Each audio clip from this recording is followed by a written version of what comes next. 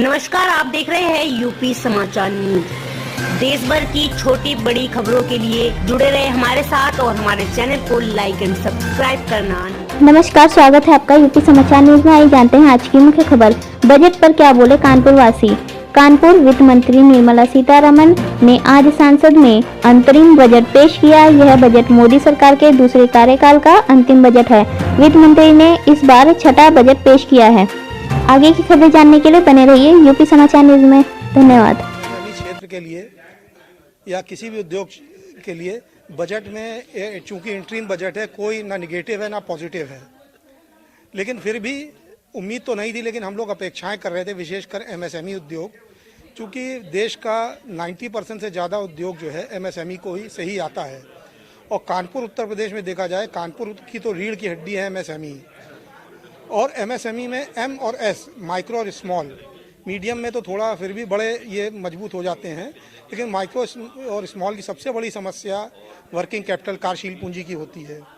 तो कुछ योजनाएं सरकार की ऐसी हैं, कुछ स्कीम जिसमें हम उम्मीद कर रहे थे राहत मिलेगी।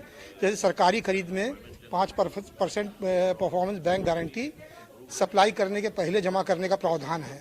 तो ये काफ़ी मतलब considerable amount of working capital इसमें ब्लॉक होता है। और कभी कभी तो ये होता है कि मतलब क्षमता होते हुए भी कार्यशील पूंजी ना होने के कारण उसमें पार्टिसिपेट नहीं कर पाते हैं। और जैसे जेम पोर्टल एक अच्छी स्कीम है, लेकिन 20 लाख से ऊपर के जो ऑर्डर्स होते हैं उसमें भी ऑर्डर इशू होते ही उसमें एक का स्लैब है, उसकी एक फ़ीस जमा करनी पड़ती है, और वो भी काफ़ी अच्छी कंसिडरेबल ज़्यादा होती है। तो ये वर्किंग कैपिटल ब्लॉक करती है। तो हम उम्मीद कर रहे थे कि इसमें कुछ राहत मिलेगी, लेकिन इसमें राहत नहीं मिली। उम्मीद करते हैं कि जो संपूर्ण बजट आएगा इसमें कुछ राहत मिलेगी। और दूसरी चीज़, जो लेबर लॉज हैं, लेबर लॉज को रिफाइनमेंट करने की बहुत ज़्यादा ज़रूरत है।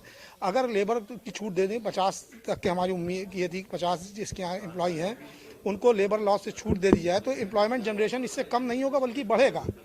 क्योंकि जब लेबर लॉज इम्प्लीमेंट होते हैं किसी इंडस्ट्री के, उसके बहुत सारे कानून इम्प्लीमेंट हो जाते हैं जिसका सामना छोटी जो एमएसएमई उद्योग नहीं कर पाता है।